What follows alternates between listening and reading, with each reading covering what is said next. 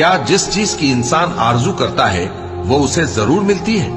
سو آخرت اور دنیا تو اللہ ہی کے ہاتھ میں ہے، اور آسمانوں میں بہت سے فرشتے ہیں جن کی سفارش کچھ بھی فائدہ نہیں دیتی مگر اس وقت کہ اللہ جس کے لیے چاہے اجازت بخشے اور سفارش پسند بھی کرے۔ جو لوگ آخرت پر ایمان نہیں لاتے وہ فرشتوں کو لڑکیوں کے نام سے موسوم کرتے ہیں، حالانکہ ان کو اس کی کچھ خبر نہیں۔ وہ صرف خیال و گمان پر چلتے ہیں، جبکہ خیال و گمان حق کے مقابلے میں کچھ کام نہیں آتا۔ تو جو ہماری یاد سے روگردانی کرے اور صرف دنیا ہی کی زندگی کا خواہاں ہو، اس سے تم بھی منہ پھیر لو۔ ان کے علم کی یہی انتہا ہے۔